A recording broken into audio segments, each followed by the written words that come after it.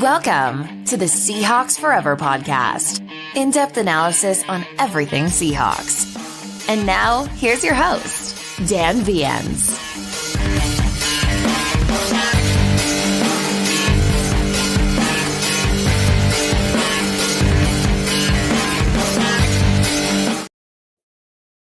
Sign up for your new account on BetUS today, and they'll give you a 150% sign-up bonus on your first deposit, 125% on your second and third deposit.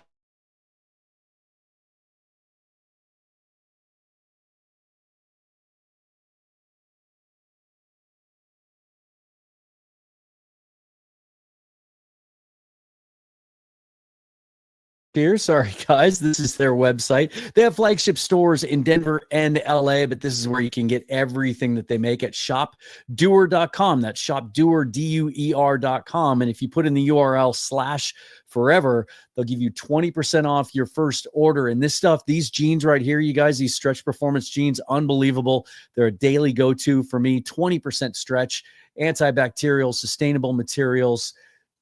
They're the best jeans I've ever worn. They're tough. They're built for doing, but they're also so comfortable. You can just wear them around the house or in anything that you want to do throughout the day. And again, they'll give you 20% off your first order if you head on over to shopdoer.com/forever.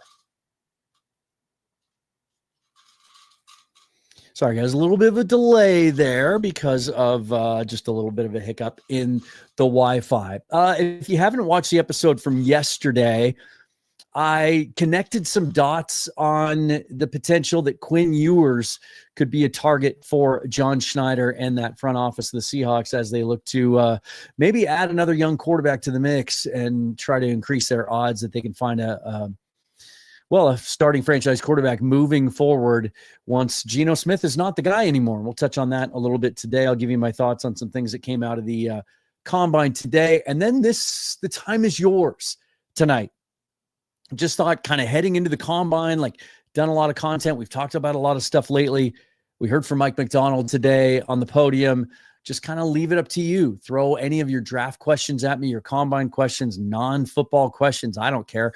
Let's just do it and kind of set the stage heading into tomorrow in Indianapolis. I'll show you that schedule in just a second. But first, hit that thumbs up on the video. It's one of the best ways you can get help the channel out, get it into the old YouTube algorithm. Subscribe, of course, and if you hit that bell button, you'll get notified of any new content whenever it posts. Any other way you might want to support the show or myself, those are listed down below as well.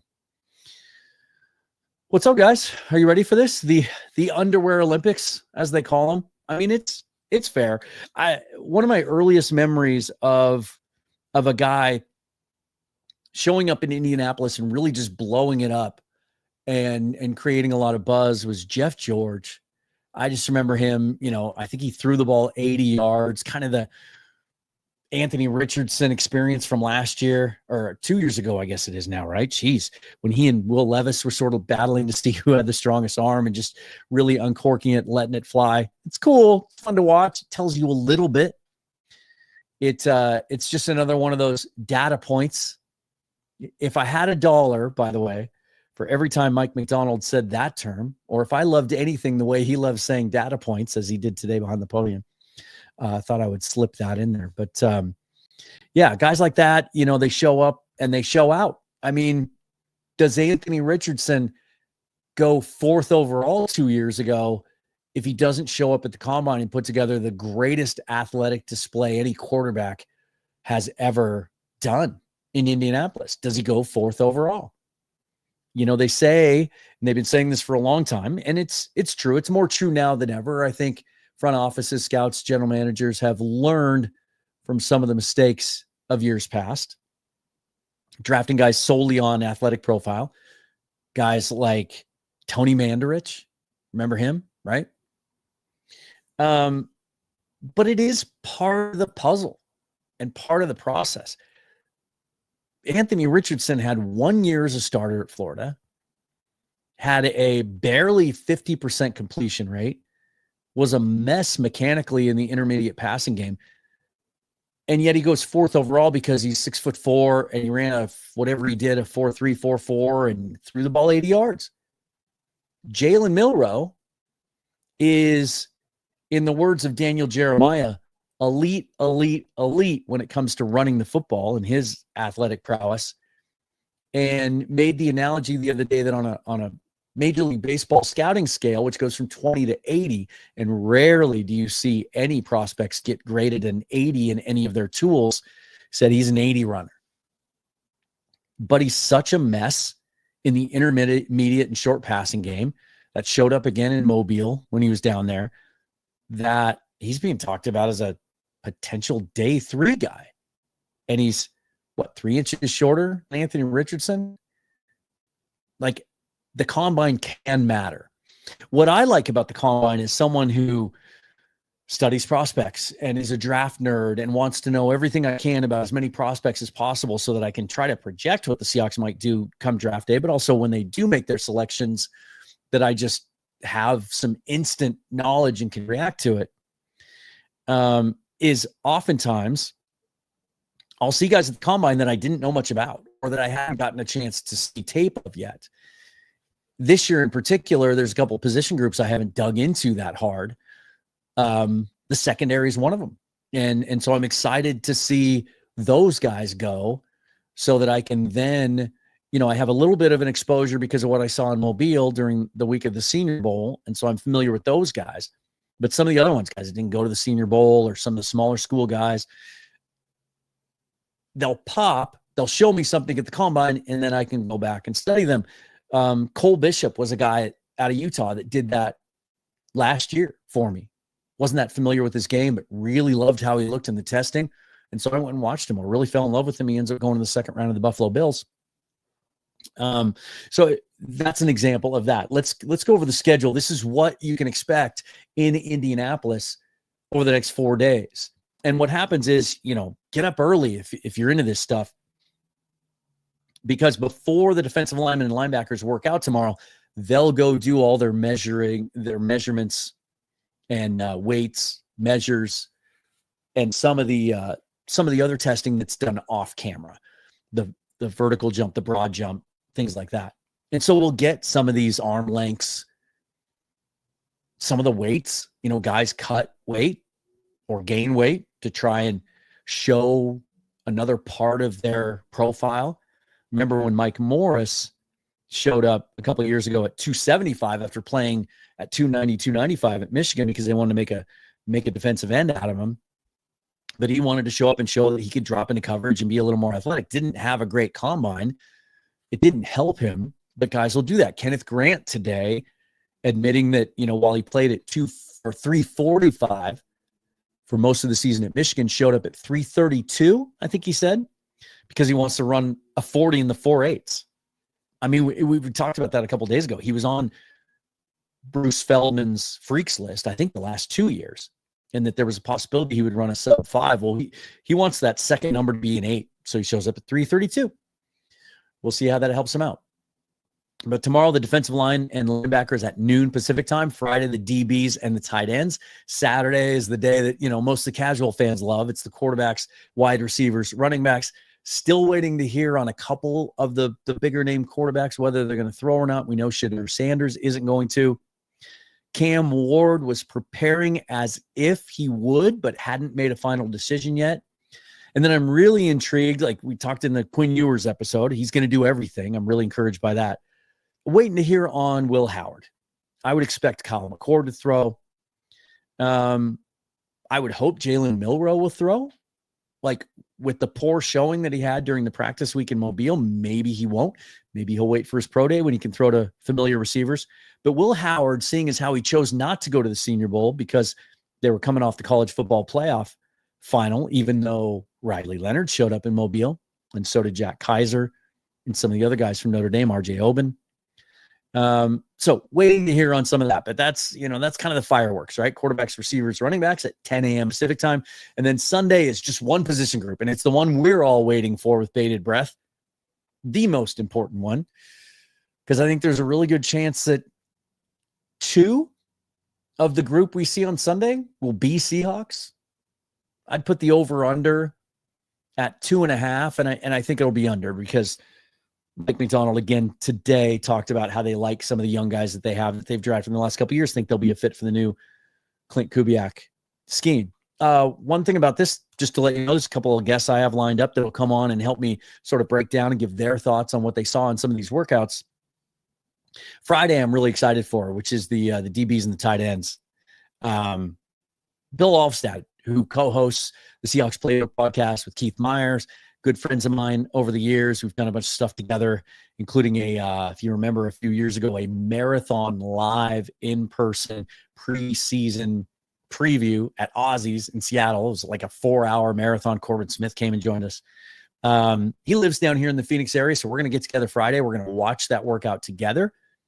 I think he's going to throw some burgers on the Traeger, he's promised me, but also we're going to set up the camera afterwards, and 2 of us are going to sit together and break down and describe and analyze what we saw from those workouts. So I'm really looking forward to that, having Bill on in person, basically. So a couple of things that we heard today from Mike McDonald that kind of perked my ears up. There wasn't a whole lot. It was 18 minutes behind the podium. A lot of it was kind of stuff that we've seen sort of hashed over and over and over again. Best example of that, somebody asked him about the status of Geno Smith. Do you expect him to be the starting quarterback week 1? He just said, yes, I do. That was it. And then he followed it up. He kind of added his own comma and said, I'm just kind of, I keep getting that question. That's the same answer. Like he's over it. Right. But there were some other little tidbits that I took away from it. One is he said, without any hesitation, that he really wants Jarran Reed to come back. He's a free agent. Said, he's a guy that they love. He's a guy that's great in that locker room. Plays a lot of snaps. He's a guy that's, smart, tough, dependable, all those things the Seahawks value. And he's a free agent. And I expect him to be back. Obviously, the numbers have to work, but I think at this part of his career, was he 31 now, that he wouldn't demand a massive contract if he hits the market. And he's done it before, right? He did the thing where he left seeking greener pastures, turned down a restructure deal, took less money than the restructure deal would have given him to go to Kansas City. Things didn't work out great. He ends up coming back a couple of years later, and this is home for him. I think it would make a lot of sense to bring Jarran Reed back. So good to hear that they're thinking along those same lines. It came out today as well that it's possible. It's looking like the Seahawks might exercise Charles Cross's 5th-year option. I think they have until May 1st to do that, which is something they haven't done often with their rookie first-round draft picks, is exercise that 5th-year option. They didn't even do it with Jordan Brooks. Now, he was coming off an ACL, and obviously that ultimately led to him going elsewhere in free agency. But the interesting part of that is just that they value Charles Cross, and the 5th-year option gives them flexibility. It doesn't save them any money this year. It doesn't affect this year's cap at all. And next year's number, I think, is 18.5 million, something like that. It's a manageable number for a good starting left tackle, but it gives them some flexibility that they don't have to worry about having him hit the market next year. And remember, Cross was one of the youngest players in the draft when they drafted him, and offensive linemen kind of take the longest to develop in their arc. Usually they hit their prime 26, 27, 28 years old. So I think we still may not have seen the best of Charles Cross yet at left tackle. Another thing that I thought was interesting that McDonald talked about, he was talking about his scheme. He was asked a lot of questions about player fits and guys moving around a lot. And he said, the cool thing about what we do is we don't have a cookie cutter expectation or image of what our defenders need to look like. we're not that strict about height, weight, arm length, all those things. He said, obviously we do have some standards and some specs, but we don't draft cookie cutter prospects. And I think that kind of opens the door to some of the more intriguing guys in this draft. The first guy that popped into my head was Donovan Ezeraku from Boston College, a guy that's, kind of sawed off for an edge player, 6'1", I think. It'd be interesting to see his measurements tomorrow. He's got long arms to make up for it, but he's got probably some of the most burst and one of the most explosive get-offs of any edge player in this class. And so maybe the fact he's not as long as most teams like their edge players to be doesn't matter at Seattle. Maybe he's a guy that will be in consideration. A guy like David Walker from Central Arkansas, who was at the Senior Bowl and really showed out in the individual pass rush drills and the one-on-ones. He's 6'1", 265. That's kind of a weird size for an edge player. He's not an off-ball linebacker. He's an edge guy, but highly productive at a smaller school, but 30 sacks over the last 3 years. But it could also apply to guys that we've talked about a lot on here before. Jalen Walker, Georgia, Jahad Campbell, Alabama, guys that played off-ball linebacker, but also play edge. And some analysts think that that's their best spot. We've talked about sort of the Micah Parsons comp. He was an off-ball linebacker. Dan Quinn decided to move him full-time to edge. Now he's one of the best players in the NFL. So I thought that was kind of cool. And he talked about being involved in the process for the first time, being at the combine, being involved in the scouting process, which he just didn't have time to do last year. Some other league-wide stuff. There's some rule changes that they're considering. And, some of them are inconsequential, kind of boring. Sounds like they might use the automatic ball placement technology this year, which I think is great. The overtime thing. They come out today and they say, part of the reason we changed the overtime was because the team that won the coin toss was winning the majority of the games. It really wasn't that fair. It wasn't that, there was a lack of equity when it came to the chances that both teams had when they get to overtime based on a coin toss, right? Based on a random act. But that actually, since they changed the rules during the regular season anyway, the team winning the coin toss has won at a higher percentage, almost 60%, higher rate than before the rule change. And to me, the answer was always simple.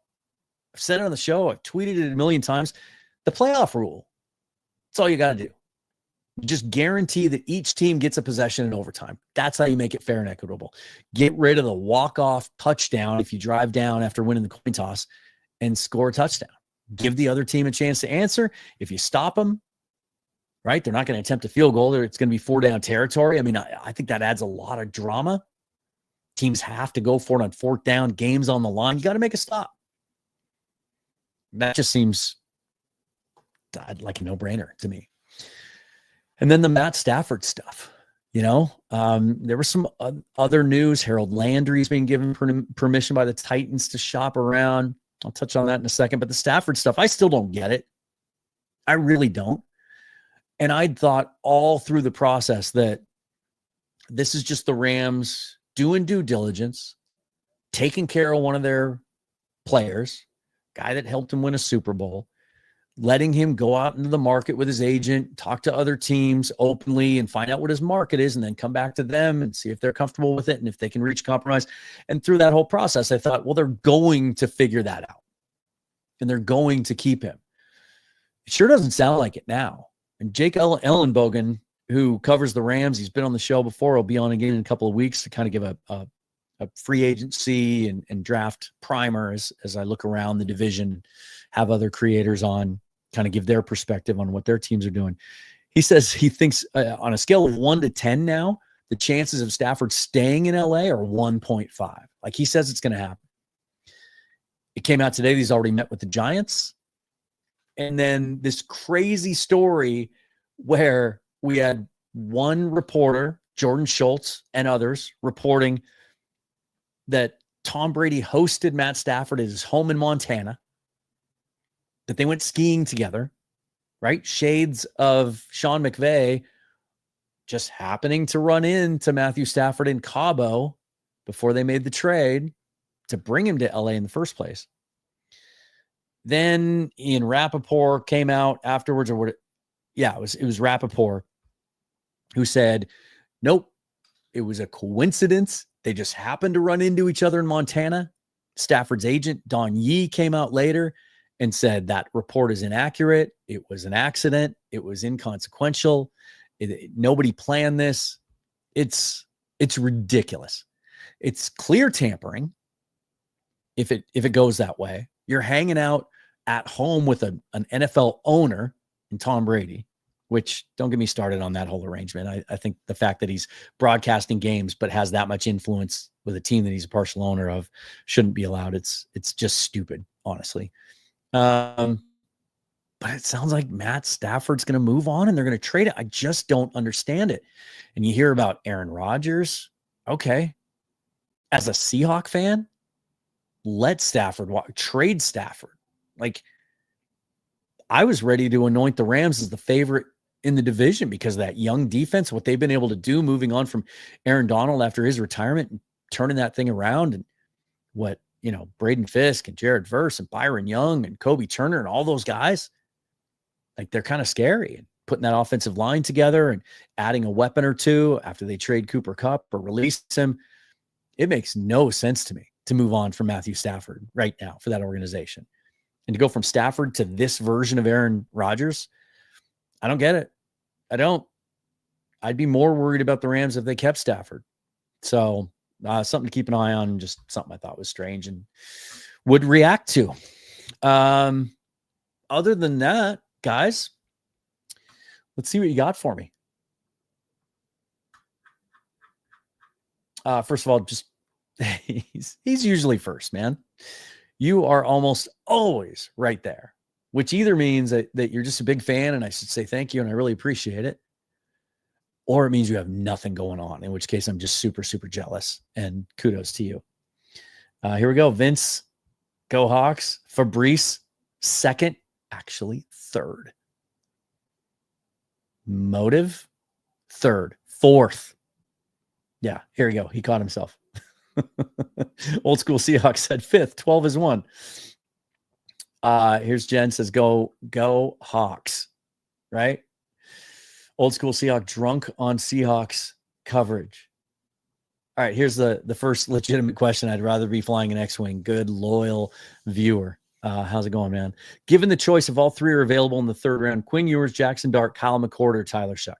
So this is going to be one of the biggest storylines heading into the draft. Circle back to what McDonald was saying today and what Schneider said yesterday, and that he's going to talk to Geno Smith's agents this week and start those discussions, or at least get back in touch, reconnect with those discussions. They got to do something by the 16th. Well, they really have to do something by the 10th, because if they want to go out and get aggressive in free agency, they need to know where they stand financially with Geno Smith. And if they are going to sign him to an extension or adjusted deal in any way, they're going to want that money to be available to them. But McDonald, said it again today, said, I wish it could be done now. I wish I could tell you right now that the contract's done, because he didn't say these words, but he also did with his tone. Like, he's just tired of talking about it. Right. But for as long as Geno Smith is in Seattle, even if he goes on, even if he's just Clint Kubiak and that coaching staff they brought in, improves the offensive line, the run game, play action, and brings the best out of Geno, and he has a 2 or 3 year run where he's throwing for 35 touchdowns and 7 picks, and the team's winning and going deep in the playoffs, and you're getting the best out of him in his mid-30s. You still have to think about the future at the position. And if you can take a guy and groom him a la the Green Bay Packers. Jordan Love is the most recent example. Obviously, the Falcons tried to emulate that, taking Michael Penix after signing Kirk Cousins to a $140 million deal. They kind of fumbled that whole thing, but ultimately they're going to end up with a young quarterback. But Schneider was there when the Packers drafted Aaron Rodgers, 3 years before he became a starter, because Brett Favre was still there. It got messy, but obviously they go from one Hall of Famer to another.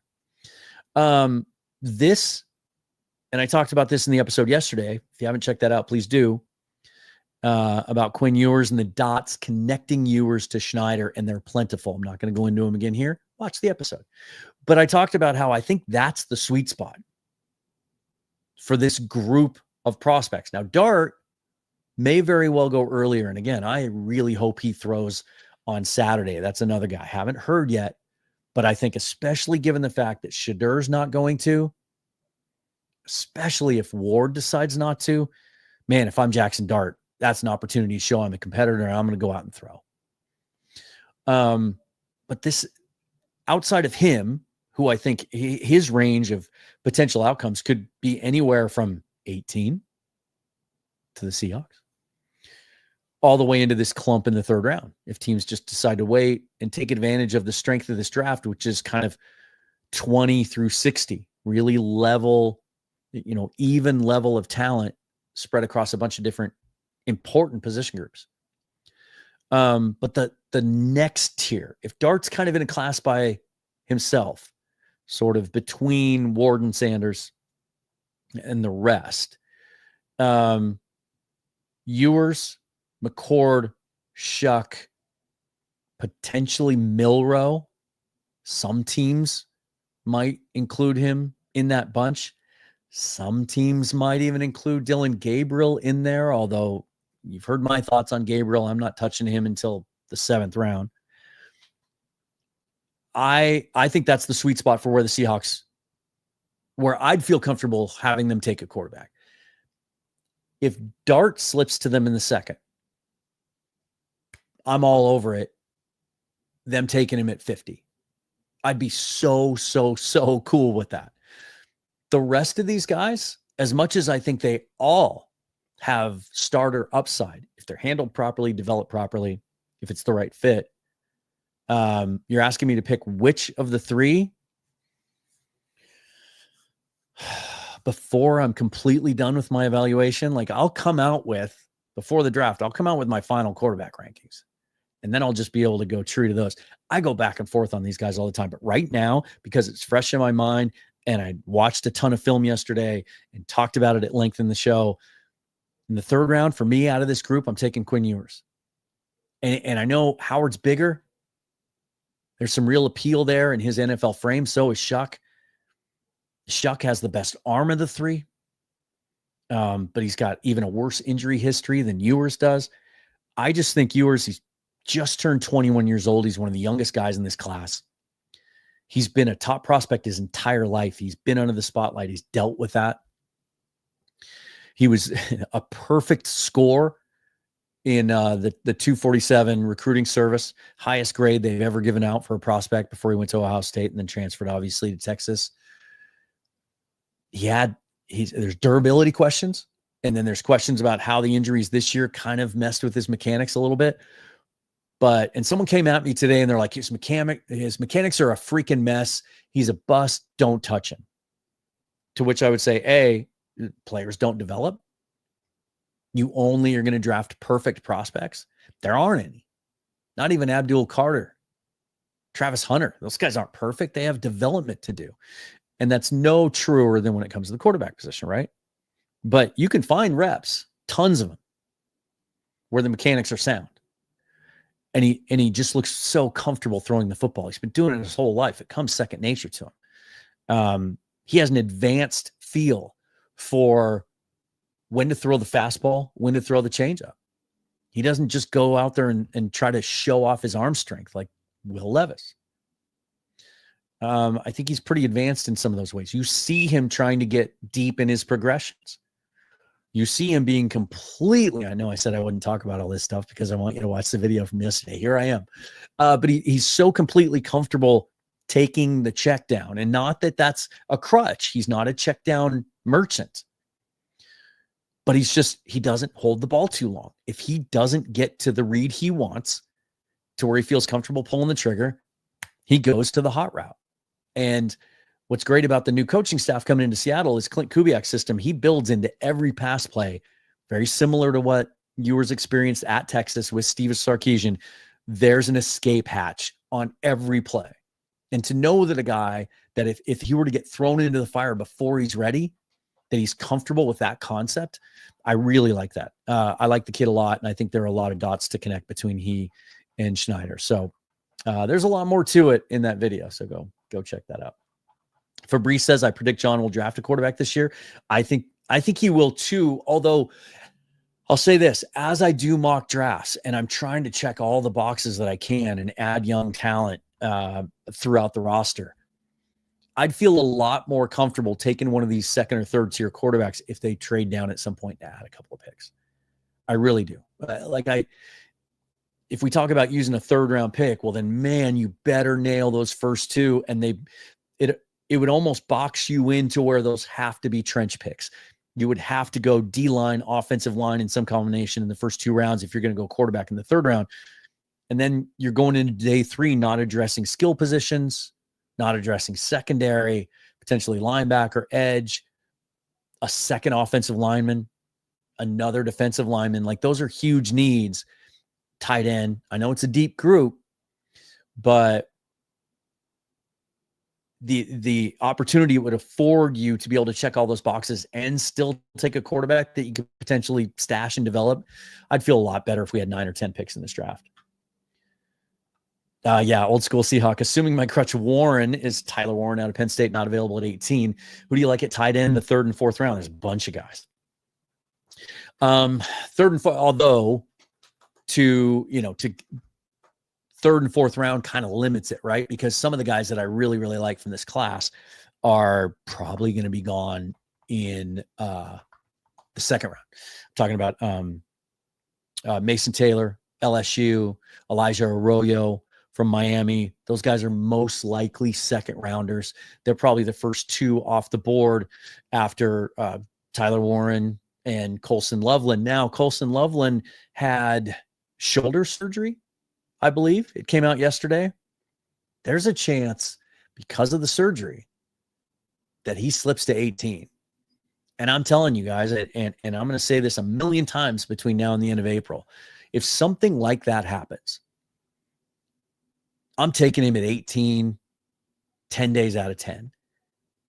And the fan base will freak out if that happens. A bunch of them will be happy because they know and what a dynamic addition Loveland could be. Like, you could make the argument, as much as Clint Kubiak likes 12 and 13 personnel and doesn't do a lot with 3 receivers, that adding an elite level pass catching tight end would be just as impactful as if you took one of the top receivers in the 1st or 2nd round. But if those guys are all gone, let me go back to my little cheat sheet here. Jackson Hawes is a guy that I'm really, really on lately. I had him with Bryce Coots the other day as one of on my watch list for the combine, because he is the most devastating blocker in the group. Like, he's one of those guys that, maybe he should put 40 pounds on and become a tackle. He's that good in pass blocking and in the run game. He just isn't a quick twitch athlete. He's good enough. He can help you on 3rd downs. There's some reps on tape, but not a really productive pass catcher at Georgia Tech. So he's a guy that I really want to see run the drills. Like, how smooth does he look? AJ Barner wasn't an elite mover as a tight end, and look how productive he was in the pass game, right?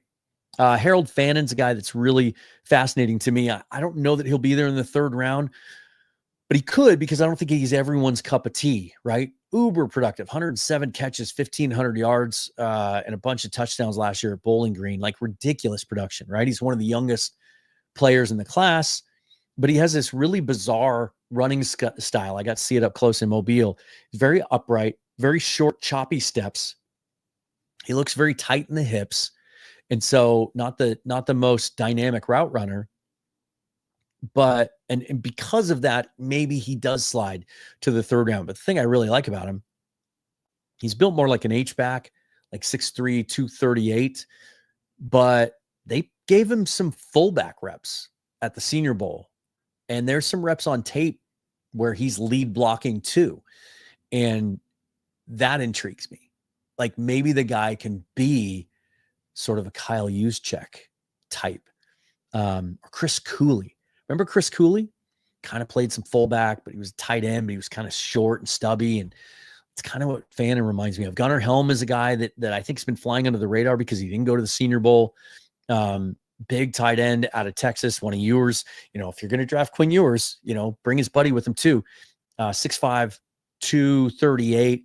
He might be, outside of Warren, maybe the next best two-way tight end, where he's a very, very good blocker, but also kind of shifty in the pass game too, and can really help you. So he's a guy that could be there. Terrence Ferguson out of Oregon sort of flew under the radar at the Senior Bowl, but he's another guy, 6'5", 245, that I think can help you both ways, sort of AJ Barner-ish.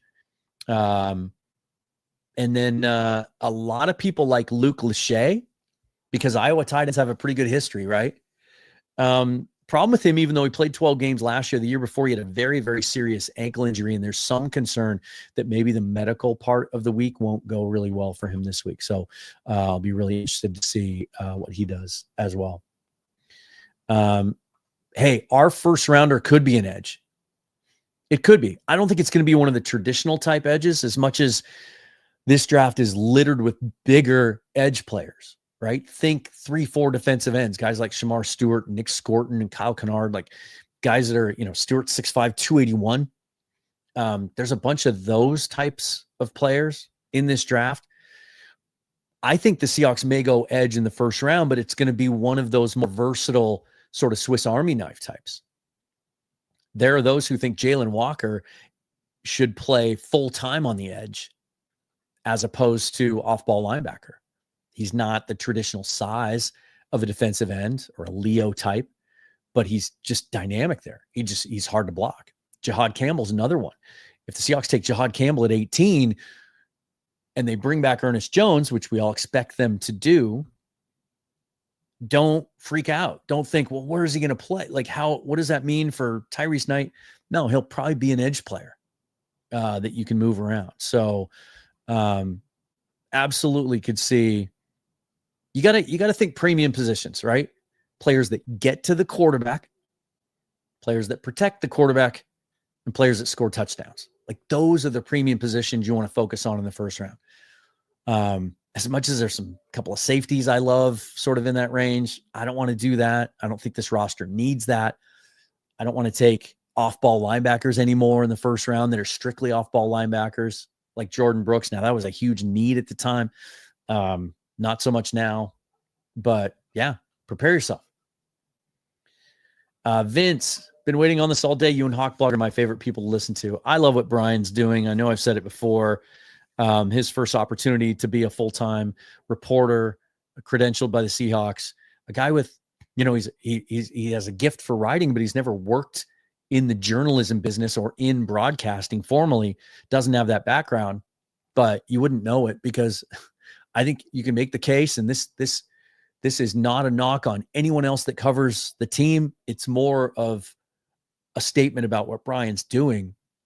I think if you picked an MVP this year of the Seattle press corps, as good as Corbin Smith and Greg Bell and those guys are that cover them, Michael Sean Dugar, like, I think Brian's knocked it out of the park, and I think I'd give him the MVP.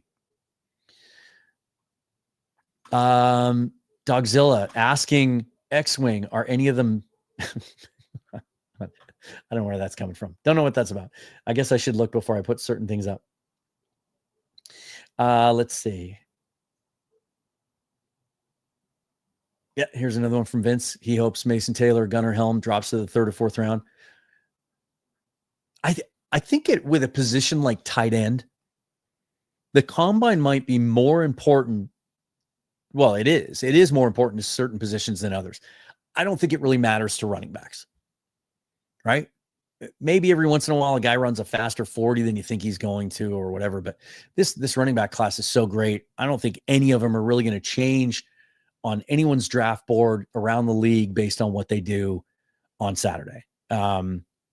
I think you can make the case that maybe it's less important for wide receivers too, and some of these positions, but I think tight ends, because a lot of times in college, these guys aren't used in the way that they would be deployed in the NFL, that the only chance scouts get an opportunity to see how explosive they are, how twitchy they are, those movement skills is at the combine. And so I do think with that particular position group, you might see some movement on boards. I know I'll probably come away from it being higher on certain guys than others, dropping some guys down. So I do think that can really help with that position group. Yeah, Jen, I had this queued up. Haven't had a chance to watch it yet. I'm going to tonight. But what I like, and maybe this is in part what you're referring to, I did watch John Schneider's interview with Florio and Sims yesterday. And the thing I liked about it is I think you get a little bit more out of these guys in that type of environment than when they're just stuck behind a podium getting questions fired at them, the same questions everyone else is asking them. It's much more informal. It's much more casual. Florio and Sims, they'll drop an S bomb. It's a lot more shooting from the hip. And I felt like John Schneider seemed a lot more comfortable yesterday. Like the John Schneider that I've had a chance to interact with and chat with and even talk some ball with over the last 5 or 6 years, like that's who that reminded me of. I think that the podium John Schneider sometimes is a little awkward and sometimes isn't the most dynamic speaker and maybe doesn't fully communicate sometimes and put his thoughts into words the way that he actually intends to. But in that environment, I thought that was really compelling. I really liked it. So I'm looking forward to watching McDonald in that setting as well, because he can be a little tight. He can be a little tightly round. Let's see. So this is a really cool point as these guys are kind of going back and forth. I've watched interviews with both Ewers and Dart. They seem pretty talented and sharp. That is something I'm also going to be doing tonight and then probably early tomorrow morning before the workouts start, is trying to sift through some of these interviews today and get a feel for guys that just seem like Seahawks, that walk, talk, act like Seahawks, exhibit Seahawk traits. If I had done that 2 years ago, I would have had Derek Hall in every mock draft that I did. I mean, he just exudes everything they're looking for in a player. Smart, tough, dependable on the field. Like the athletic profile was certainly there. The production was there in, playing in the SEC, but also the grit, overcoming obstacles and intangibles, all those things you learn about him. And then the way that he carries himself and communicates. I would have had him. He was a guy that just never really worked into my radar, and I didn't go out of my way to study him. I didn't think he was dynamic enough production-wise. There were some other edges I liked better in that range, so I didn't watch any interviews with him. If I had, I would have had him in every mock draft. I really would have. Yeah, Vince, I really hope Will Howard throws. If he doesn't, I'd have to give him a little red X, I think, on his grade. Like not going to the Senior Bowl is one thing. Again, I can understand it being so soon after that long run. Those guys essentially played an NFL schedule this year, the ones that played in the championship game. But the fact that Riley Leonard showed up there, and I know that Leonard had more to gain. Maybe Howard felt like he had more to lose because he had such a great run in the college football playoff. He wanted to stand on that. I think it would behoove him to come out and throw and show what his arm looks like compared to some of those other guys like side. This is a subject that won't go away. Old school Seahawk. I'm still drinking the Kool-Aid on trading for Milton and not drafting one. Here's my thing about Joe Milton. We all know about the arm, right? He's an impressive physical specimen. But I had major reservations about him coming out. Thought mechanically he was challenged. He throws just standing straight up, flat-footed. Like he knows how strong the arm is, and he just relies a little too much on that. Sometimes that offense he played with under Josh Heupel at Tennessee. You talk about Jackson Dart being limited because everything is first or second read. I mean, that Tennessee offense is even more exaggerated. Like everything's predetermined throws. They really don't have to read much. They just kind of let it loose. One good game against backups isn't going to change my assessment or my evaluation of a player. I'm not any more high on Joe Milton today than I was when he was coming out a year ago. And I don't want to give up what would probably be an inflated draft pick because you're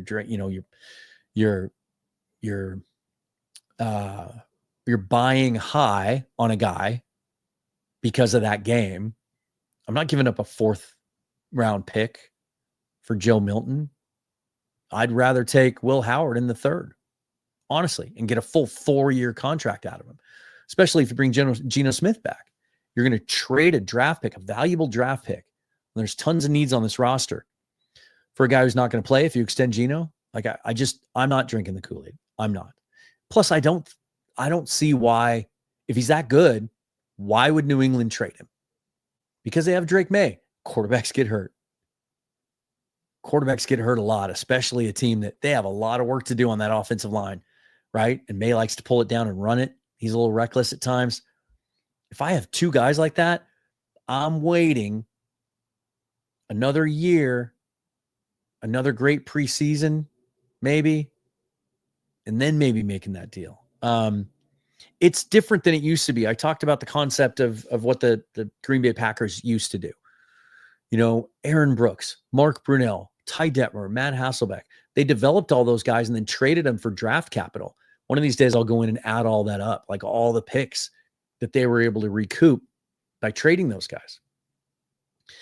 I don't know that that's going to happen. We haven't seen it happen. When was the last time, a guy like that, a young quarterback stuck on a roster behind a good quarterback, went elsewhere and became a really good starter? It hasn't happened in a while. You know why? Because they don't get practice reps anymore. The preseason is a joke. It's not real competition anymore. So you don't get to see real reps with these guys and they don't develop. That's why. And so I'd be real hesitant to trade for Joe Milton as opposed to, I'll put it this way, that group of guys that we talked about a little bit earlier, right? Shuck, McCord, Ewers, Howard. I'd rather draft one of those guys. I think they have just as much upside. This is a cool concept, and I don't mean to criticize you. I just want to talk about my philosophy, Mr. X. I would hope the Hawks pick in this order: edge, defensive tackle, offensive line, quarterback, tight end, and then need or depth from there. You cannot paint yourself into a corner and predetermine how you're going to draft positionally in a draft. You can't. That is a recipe for abject failure. You have to let the board come to you. There's 2 more months of evaluation to be done between now and then. And it's about combinations, right? Now, in this case, I actually like your order better than some because I would say the majority of fans want to hammer offensive line at 18 over and over and over again. Take offensive line no matter what. If you don't, it's a fireable offense. But I have argued that the combination of going offensive line in the first round sets you up better to get similar value on the interior offensive line later on without as much drop off in talent as if you go offensive line early and then wait on defensive line. I think there's a bigger drop and you're going to miss out on some guys that you wish you had taken a shot at. So I do, in that sense, I like your order here. I'm just saying, like, if this is what they did, it just organically, it might be the perfect concept. Because I do think the more mocks I do, defensive tackle edge at 18, like you get a guy like Kenneth Grant, Jalen Walker, right? Like a guy that can just be disruptive alongside Leo and alongside Murphy and kind of unlock him. I think that's a smart pick there. You circle back in the offensive line, the second round, you're going to get a plug and play starter. And then, you take one of those quarterbacks that we talked about in the third round. I just said that was the range I like. And then you dip into that tight end group. Like, it's a good order. I'm just saying you can't predetermine that. And maybe not. And maybe that's not what you're saying. You're just saying that you hope they pick in that order. So, again, I hope don't take that as criticism. I like that order. I'm just saying a lot of people do come to me with that. They're like, I'll put a mock draft up and they go, nope. That doesn't work. You have to do this. That is a concept I can't get behind. Vince says, oh no, not Milton. Like, look, the arm is unbelievable. And he did show me something in that game that I hadn't seen from him. He had one play in particular. He had a couple plays where he had to be creative and move around because that offensive line stinks. But that wasn't his strength. In fact, in the Senior Bowl, there's a play that just looks He's trying to roll to his left and throw it out into the flat, I think to his running back, and he spikes the ball like 5 feet in front of it. It's ugly. But he had a play, I think it might have been for a touchdown in that last game where he's rolling and fires a really accurate pass. So maybe he's developed a little bit more in that area. Like, I like the upside. I'm just not giving up draft capital to get him. If they didn't like him enough to draft him last year in the 5th round when they were taking 2 corners, one of whom isn't really even in the league anymore, didn't make the roster. If they didn't like him well enough to do it then, I doubt their evaluation of him has changed from their end this year. Looking forward to Howard's presser at the combine. Yeah, me too. You're going to be impressed. I know nothing about his nature so far from Dogzilla. Man, go back and watch some of that college football playoff stuff. He is feisty. He is, you talk about grit and some of those things that the Seahawks look for. And John Schneider talks about tilting the room. Like, he's a leader. Guys are drawn to him. He gets in guys' faces. You'll see video of him on the sideline, like just and there was one moment, I think it was in the championship game, where and Will Howard's one of those guys, and there's a bunch of them in this class. It's the way it is. It's not my thing, but like, you ask him any question after a game, yeah, how do you feel about winning the national championship? And they want to give all sorts of glory from a religious standpoint. He's one of those guys. But there was a moment where he was so fired up about something that it didn't take much for you to read his lips and see that he was dropping a bomb. He's very, very emotionally charged, and he's a leader. And there's a lot to like about Will Howard. So I think he's going to stand tall behind that podium tomorrow and show all of those attributes. The guy that I'm more interested to hear more from is Ewers. I can't really put my finger on his personality yet. In the limited interviews that I've seen from him so far, he seems a little, not reserved, but a little bit just kind of laid back. And I'm not so sure that that's ideal. But again, I need to see more. And I really am looking forward to seeing him behind the podium tomorrow as well.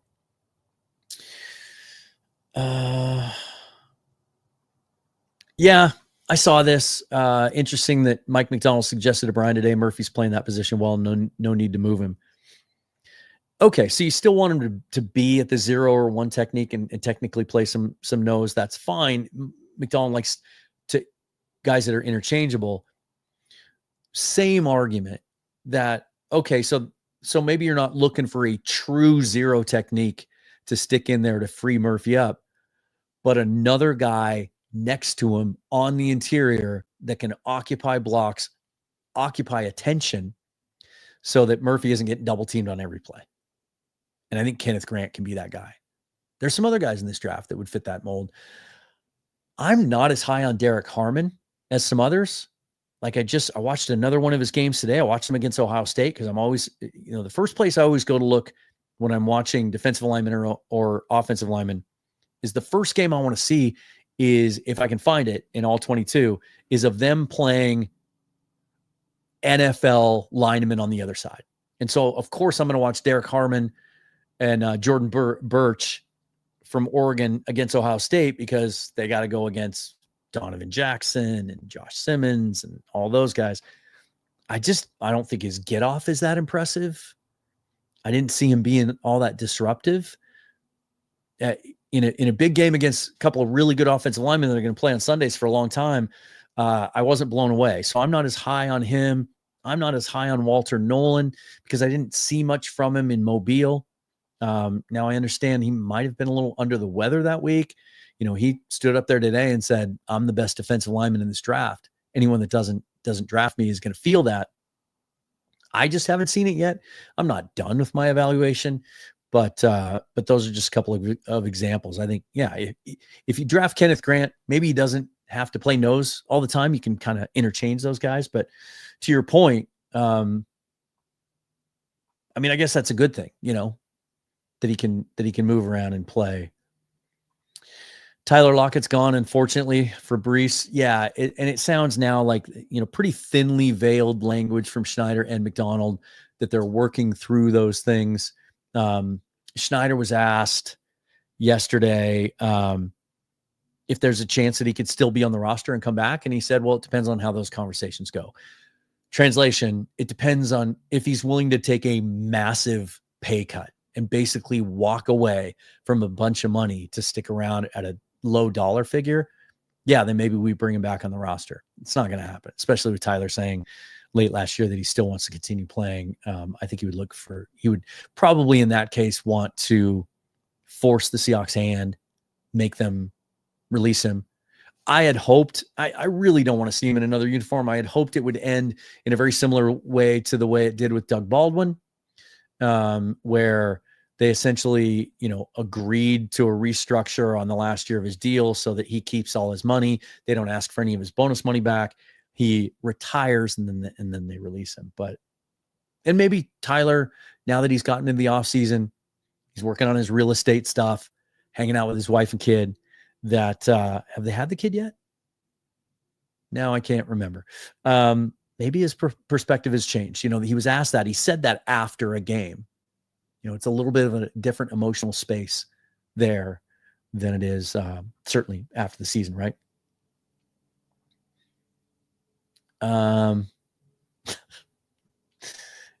Yeah, some of these questions that guys get. I have heard that the combine is a little bit looser with who they allow in there, and that it's a little bit closer to sort of the Super Bowl media day than it is some of the other events where there's some non-football focused type entertainment creators there that ask questions like this. But to each their own, I guess, right? It's a new dawn of a new age in media, of which I'm a part of. So I'm not going to knock it.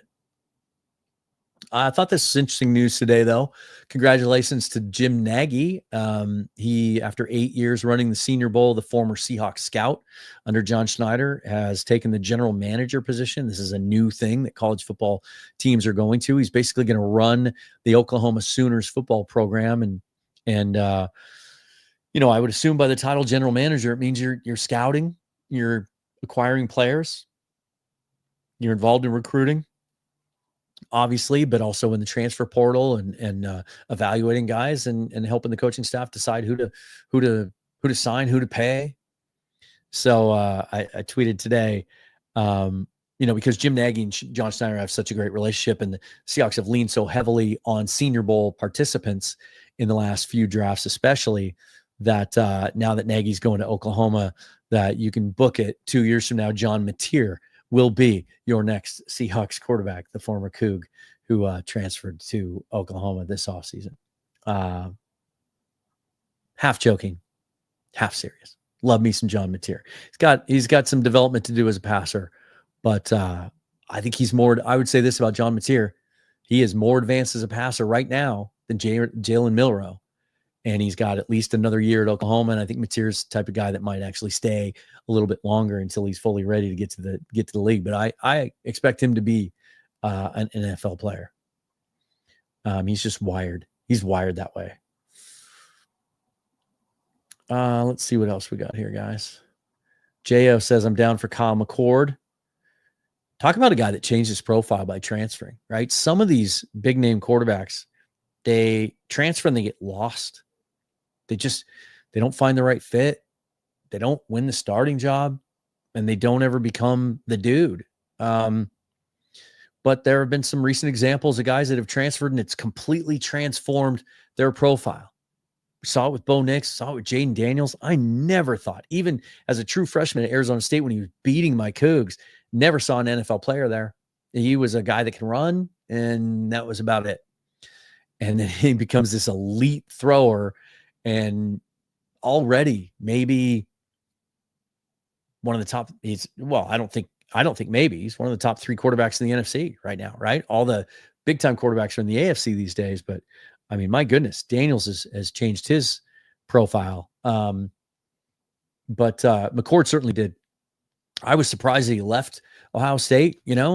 From what I saw, I thought I saw a guy that was developing and had a shot, playing at the highest level possible. And then he goes to Syracuse, and they put all the pressure on his shoulder. They said, hey, come here, young man. We're going to build this program around you. We will go as far as you take us. And he took to that like water. He became Daniel Jeremiah talks about this a lot, a more aggressive passer, less hesitant, taking shots down the field, trusting his arm more. And they won 10 games at Syracuse. And then he went down to the Shrine game, didn't play in the game, but during the week of practices, everybody raved about how he was the best guy there. He's really, really intriguing. And he's a guy that Bryce, I think the deeper he gets into this evaluation period, he's got McCord and Shuck moving up his board quite a bit. I'm, like I said, right now, those guys are all kind of even for me. Need to see what happens at the Combine Pro Day and watch a lot more tape. But right now, that Ewers, Howard, McCord grouping, take your pick. If one of those guys is there, what's our third round pick? 81, something like that. Yeah, I'd take any of those guys right now. Ian Victor, I wouldn't be surprised if the Cowboys take Ewers in the second round. I would like Dart, McCord, or Howard in this draft. I don't see leadership qualities in Ewers. That's one of the things I said is that's why I said it anyway, is I want to see more of him speaking. But again, as I mentioned in the video yesterday, like Schneider has all the inside information he'll need about the type of leader that Ewers is, because Jackson Smith and Jigba played with him his freshman year. Byron Murphy played with him for 2 years at Texas, can tell you what he thinks of him. Tyreek Smith, who's on the Seahawks practice squad, played with him at Texas or at Ohio State. And Mike McCarthy is training Quinn Ewers right now. And McCarthy and Schneider are about as close as you can get. Schneider has the utmost respect for McCarthy and what he's done in his career, worked with him in Kansas City, was involved in hiring him as Ted Thompson's right-hand man, bringing him to Green Bay in the first place, speaks about him in reverential tones. I keep saying that. So if he takes Quinn Ewers, you can rest assured that he thinks he's a leader, because he talks about the ability to tilt the room as a quarterback if he's taking you high in the draft. Alex Magoo wasn't a tilt the room guy, but he was a 7th round pick. He was a throwaway. He was a stab in the dark, taking a shot at a small school guy. But if you're going to take a guy on day 1 or 2, he's got to tilt the room. Randy, thank you for the donation. Really appreciate it. Randy McDaniel, can you rank Dart, Will Howard, and Ewers as prospects? Who's the best fit for Cube's scheme and ballpark where each gets picked? Appreciate all the content. Thank you. Again, I've touched on this a little bit. I think they're all kind of lumped in that 3rd round. Howard and Ewers are. I think the latest Dart goes is mid-second. I still think there's a chance he sneaks into the 1st round. But I think with all of the quarterback movement and all the veterans that are available and where those dominoes are going to fall, I think that hurts Jackson Dart. I really do. The best thing he may have going for him, maybe the best case scenario for Jackson Dart, is if Tennessee sticks at 1 and takes Abdul Carter, which honestly I would do if I had the 1st pick. Then if Dart's still there at the beginning of the 2nd round, the Titans may have played that perfectly, and I could see him being a fit there. So I think he's the guy that could shoot out above this group and end up going early day 2 at the latest. I think Howard and Ewers are 3rd rounders. You never know these days, but every time we look ahead to a quarterback class, we overestimate where these guys are going to be drafted. And they always seem to slide. The tier 2 and tier 3 guys always seem to end up going later than we thought. Remember that 2022 draft that now in retrospect looks so bad. Kenny Pickett, Desmond Ridder, Malik Willis, Matt Corral, Sam Howell. Like, Pickett's the only guy that goes in the 1st round. And I never saw a 1st round quarterback. I didn't even see an NFL starter there. But that's how desperate the Steelers were. But if you remember early in the process, a couple months before the draft, all the mock drafts, that's the year the Seahawks drafted 9th, took Charles Cross. How many mock drafts had Malik Willis going to the Seahawks at 9? Because they traded Russell Wilson. They need to take a quarterback, right? Malik Willis, he can run around. He's just like Russell Wilson. Guy ends up going in the 3rd, I think. Ridder ends up lasting till the 5th. Corral does. Howard does. These guys tend to, their stock gets inflated because there's so much time to talk about them, but also quarterbacks just get all the attention. So I think those 2 guys, for me, are 3rd rounders. I think Dart doesn't last past. He doesn't get to the Seahawks at 50, if that's what you're hoping for. That's how I would answer that. And then another one from Randy. Thank you very much. Really appreciate it. If Malachi Starks is there at 18, are you picking him? No. Not because I don't think Starks is an outstanding player. I do. And I think, my goodness, I think he's a fit for Mike McDonald. I just don't think the value is there to take a safety at 18, especially given that they have Julian Love and Kobe Bryant. And Julian Love's locked up to an extension. Kobe Bryant's going to be locked up to an extension. He was a revelation last year. You have two good young safeties. You're not going to spend the 18th pick on a non-premium position when he's not going to be a full-time starter. If I'm even considering a safety in the first round, probably not at 18, but maybe after a trade down, I think it might be Nick Emanuori from South Carolina, because his athletic profile is a little closer to Kyle Hamilton. And now you might be talking, if you do take a safety with an early pick, having him play that Hamilton role that he played when McDonald was there, in the box, in the slot, covering tight ends, running backs, rushing the passer, sort of as a third linebacker, which frees Devin Witherspoon up to go to the outside. And I know Devin can wreak all sorts of havoc in the box and from the slot. I just worry long-term about that frame, 5'11", 185, holding up inside. He talked about it on the John Gruden thing. I listened to that today. If you saw it, it's been out for a couple of days. Great interview, really fun. And he talked about how you got to take on guards. And long-term, I don't want that from him. You want to bring him in on certain downs and do that, cool. But I'd be much happier if they found a guy somewhere in this draft, actually, that can play that spot. And you can get that value later on. Sebastian Castro out of Iowa is a guy that comes to mind. Even Jeffrey Bossa, who's a linebacker, but he's kind of built more in that role, that can take some of those snaps, so that Witherspoon can play primarily outside. And then corner isn't as big a need as it might be currently, because they're losing Trey Brown, and Josh Jobe had a really solid year last year, but I don't know if he's a guy you can count on to be a full-time starter. I think, well, let me put it this way. I don't think Josh Jobe is so good that you can't upgrade that spot without investing a ton. So that's not my preference. I also, in context, I also think that there are going to be other players at 18 that I'm going to be much, much more excited about. Vince with the donation. Thank you very much. Really appreciated that. Just wanted to say you're doing an awesome job. Glad you've taken the time to focus on this. Your passion shows for this team. Thank you. I appreciate that. It's been a lot of fun. It's just, gosh, I've only been here for 8 days now, so I'm still kind of adjusting, and the schedule is going to fluctuate and vary. I have a partner that I need to work around and respect her time. And she's a nurse. She saves lives, and she's badass, but she works nights. And so during the day, sometimes, like, I make myself scarce. If she's coming off a work shift, I'll go take my laptop to Starbucks and watch tape and build graphics and produce my show for that night and stuff. So that'll vary, when she's, if she's got a couple trips coming up, she's going out of town doing some things. So there'll be some more daytime content as well, but it's so much fun. And on a non-football note, and I said, you guys can ask me non-football questions. Let me have it. You want to talk about movies or music or food or whatever. Like, I am a simpleton when it comes to all that stuff. I think, sleep, eat, breathe football, and then stupid stuff that is relatively meaningless. I don't occupy my brain with a lot of really serious stuff, especially, my goodness, now more than ever. But anyway, that being said, it's my career had gotten to the point the last 5 years where it was so physically demanding, like, it really beat me up.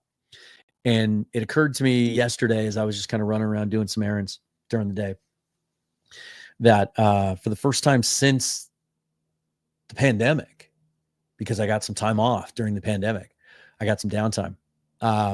So for the first time in 3.5 years, my feet don't hurt. And I don't mean like, oh, my feet are kind of sore. I mean debilitating, excruciating pain from how difficult my career job was. So my body's healing. I'm back in the gym again.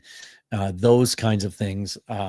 It just feels good again. And I love waking up to sunshine every day. I am loving this. Even as the prototypical poster child for Ginger Nation, I love the desert and I love the sun. And so, and being able to do this full time and put a lot more time and effort into it is a lot of fun too. I'm really enjoying it, and you guys make it fun. Here we go. Hawk's Eye View. Couple of things right in a row. Dart runs like he has sand in his pants. I don't see that at all. I think he's pretty athletic. Now he's not Jalen Milroe, but I would liken him more. He does remind me of Sam Howell coming out of North Carolina, who was, Sam's about an inch shorter. He's a little stockier than Dart, but Dart's pretty thickly built. He's strong. He can take the punishment, but he's a guy that's not afraid to put his head down and run the football.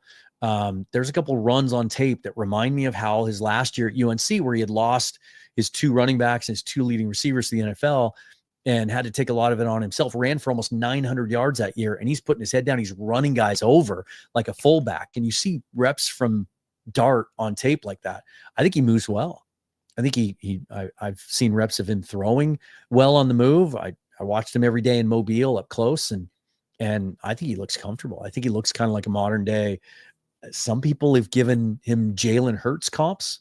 Hurts isn't an elite athlete, but he's good enough. And I think Dart is a guy that can hurt you with his feet. You can run some RPO stuff with him, some design rollouts and things like that. Hawk's Eye does not like Ewers, but he likes Will Howard.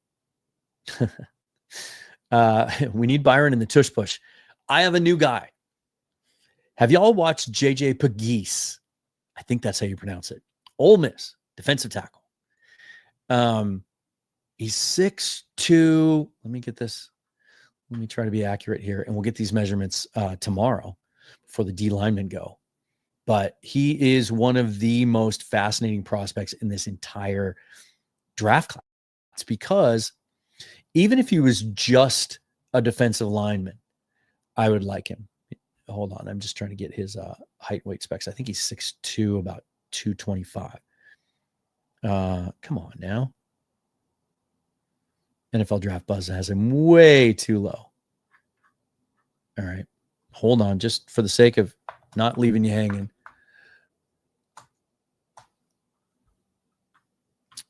He is JJ Pegues. It's Pegues. Maybe it's Pegues.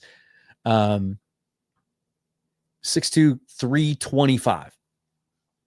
So even if he was just a defensive tackle, kind of a bowling ball type, little bit of Rocky Bernard vibes, Bryce said, Brandon Mebane vibes. He's got a lot of juice defensively. He can eat blocks, but he can penetrate a little bit too and get to the quarterback. High motor.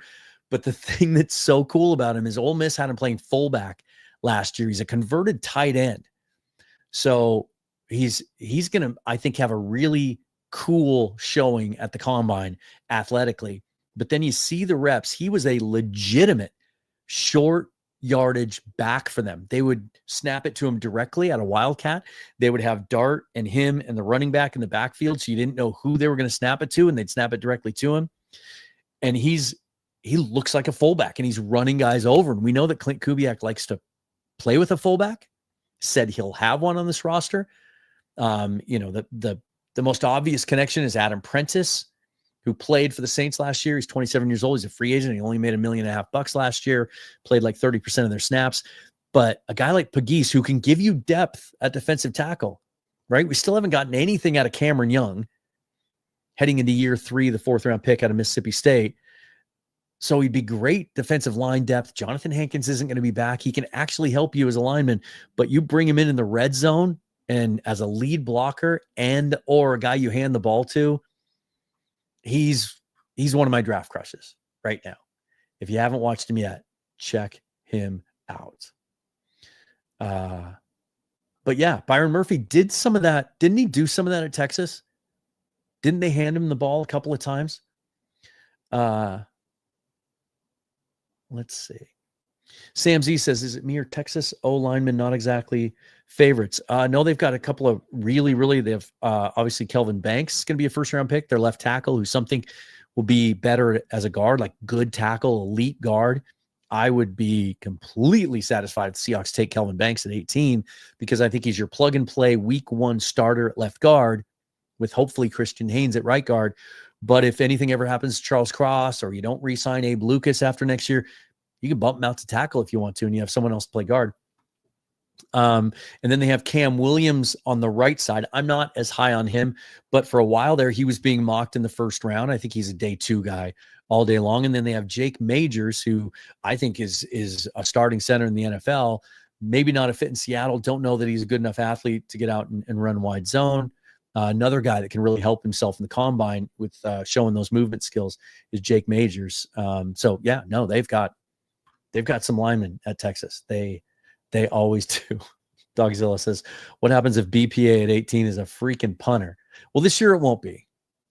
So Ray Guy isn't coming back from the dead. That's one thing I can safely say. I would bet I don't know. That's a little morbid. I would bet anything that I could realistically bet on the fact that a punter is never going to be drafted in the first round ever again, nor a kicker, because Al Davis isn't alive anymore, mostly. Corey says, who are you most excited to see work out at the combine? Most intriguing player?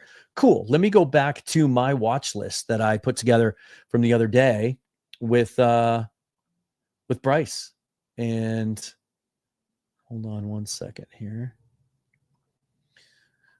Let me just get that out of the way. These are some guys I want to watch for different reasons. Seth Hennigan, because I want to see how he holds up and how the arm looks side by side with some of these other guys. He is intriguing to me in the sense that the whole week in Mobile, I wasn't impressed with him at all. Thought he was just a roster filler, just a guy. And then he went out and had the best game on Saturday of anyone. Had the winning touchdown pass, had a couple of deep balls, was the most efficient, can move a little bit. He's got a good frame. And then you look at his stats at Memphis, 4-year starter, never transferred anymore, and his stats are so remarkably consistent all 4 years.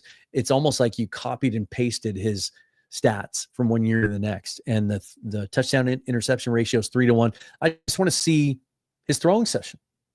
Donovan Edwards is a guy 3 years ago at Michigan looked like a first-round pick. Remember he and Blake Corum forming that dynamic duo at Michigan. And then he's really fallen off. Doesn't look as doesn't have as much juice, doesn't seem to be as explosive as he was 2 years ago. But a guy that Jim Nagy even said in Mobile, some teams think he could play receiver. He's that advanced in the pass game. But he's kind of, the shine is worn off of him a little bit as a running back, and he's falling into the 6th, 7th round in these mock drafts. So I want to see how he looks.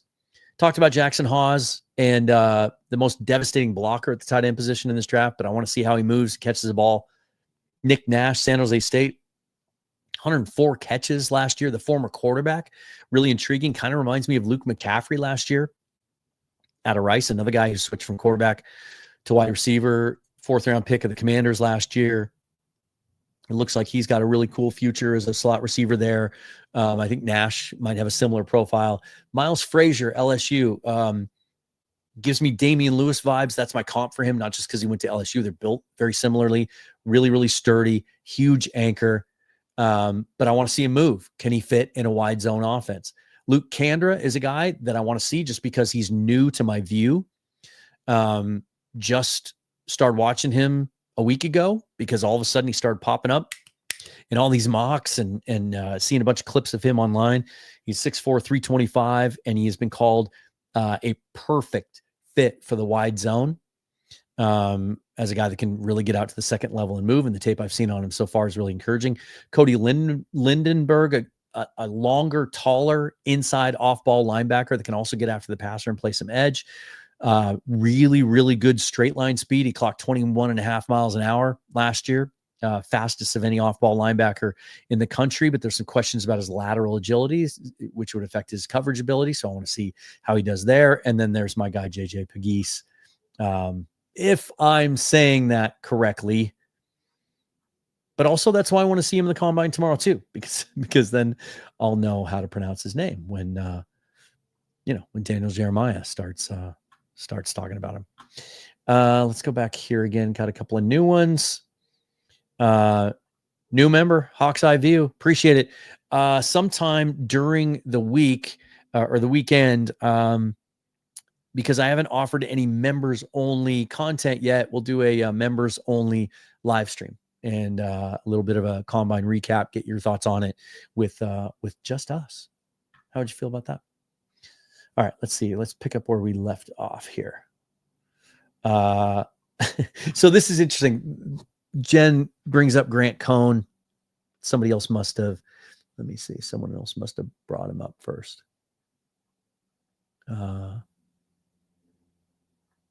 Yeah. Okay. Henry says, stop making fun of Kenny Pickett. Zach says, tiny hands, tiny ring. Yeah, it's the small hands with Pickett. And the fact he wears gloves, like he just looks like he's shot putting the football. But let me work my way down because I wanted to see where this came from. But yeah, Grant Cohn's hilarious. So he covers the 49ers, and he's one of those guys that he can be very sort of over the top and excitable, right? And he's rubbed some people the wrong way. He's a very strong personality, but he does great work. And I believe he's a credentialed member of the media also, and like Brian is. So he's on this flight that was packed with media members and coaches and front office personnel that was flying from Seattle to Indianapolis, including Pete Carroll. And Grant was on the flight, probably for the same reason Pete was, that there were no direct flights from Northern California and presumably then maybe Vegas also to Indy. And so they had to go through Seattle. They all end up on the same flight together with John Schneider and Mike McDonald. And Cohn takes some video of Carroll, who was sitting in coach up in first class, standing for an hour, which you're not supposed to do, talking to John Schneider. And Cohn reported Mike McDonald because they were sitting together. Well, McDonald corrected that report today at the combine and said, the funny thing is I was not sitting next to Pete. So I'm sorry, I don't have a better story, but that was not me. So it was just Pete and John talking for like an hour. But Mike did say they were talking about all the things, quote unquote. So you connect the dots on that. Let's see. BPA going to be a wide receiver or tight end, and we will trade back, in my opinion. I think it's very possible the best player available is a defensive player. I think that's the most plausible scenario. Now, one potential exception could be Kelvin Banks, I already mentioned, but I don't think he fits that mold. I think they'd have some of these defensive players ranked higher. But if Tyler Booker does get to 18, and he's another guy that I almost put on my list, but it was kind of too obvious. He's the best guard in the draft. He is plug and play from day one. He is a mauler in the run game. He is massive. He is a stone cold killer in the run game and a stalwart in the pass game. You just can't get by him. And they talk about him in terms of as a leader and in the locker room as in the same vein as Will Anderson. People have compared him to Will Anderson, who was a legendary leader at Bama. They compare Booker to him. But he's 330, 335 pounds. So I want to see his weigh-in on Sunday, and I want to see him get out and move too. I'm not sure that Booker is an ideal fit in the wide zone scheme. Now, maybe he's so good that it doesn't matter and they'll work around it.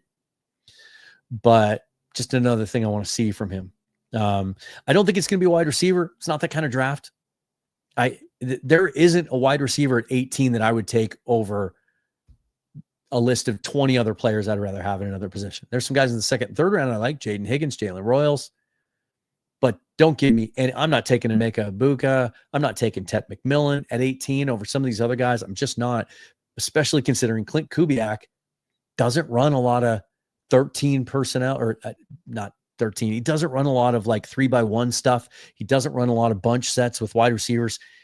He's going to go 12 and 13 personnel, sometimes 21 and 22 personnel, and he's only going to go with two receivers on the field a lot of the time. So, yeah, I'm not taking receiver at 18. Hawk's Eye View, who are my day 2 and day 3 edges? Whew, there's a bunch of them. One guy I'll mention right off the top that I think has worked his way up into the day 2 range is Femi Oladejo from UCLA, a guy that I wasn't familiar with, heading down to Mobile, and a guy that played off-ball linebacker at Cal and then his first year at UCLA. And then they switched him to edge partway through last season. And so there was an adjustment period, but he's just dripping with traits. He's the guy you want getting off the bus first. He looks the part physically, nonstop motor, really smart. He's the kind of guy that when you see him behind the podium, you're going to go, okay, Seahawk all day long.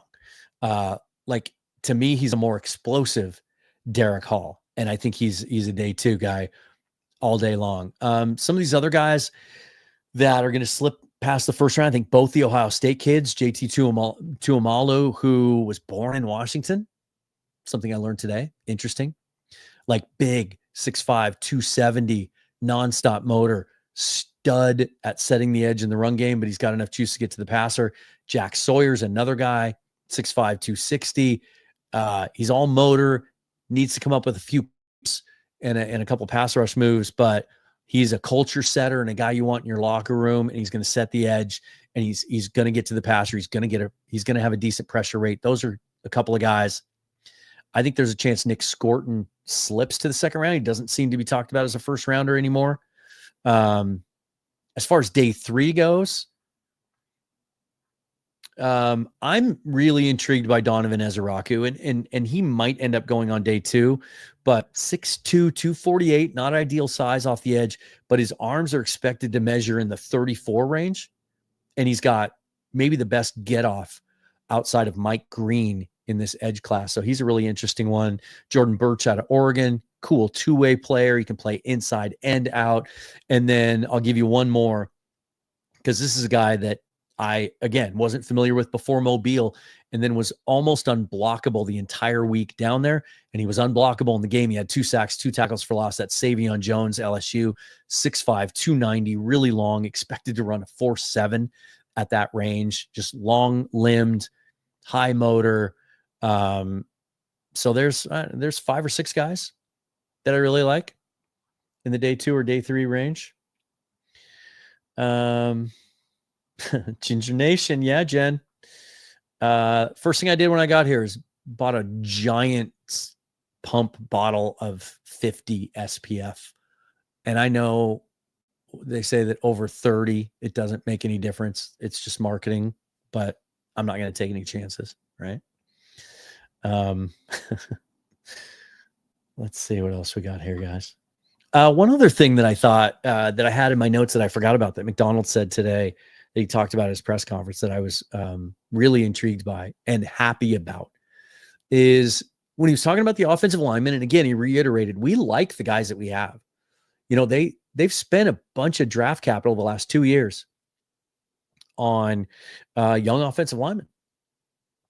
And I think there's more upside in a wide zone scheme with the 2024 guys as there are with the 23 guys.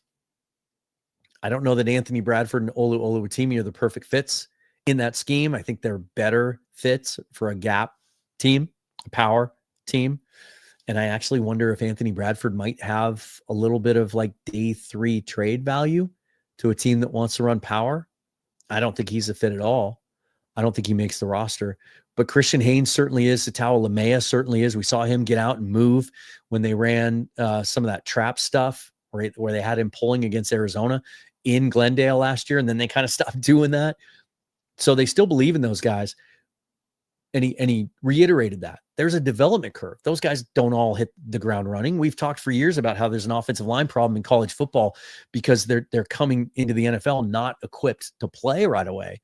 But then we want to criticize and we want to convict John Schneider for those guys not being all pros as rookies.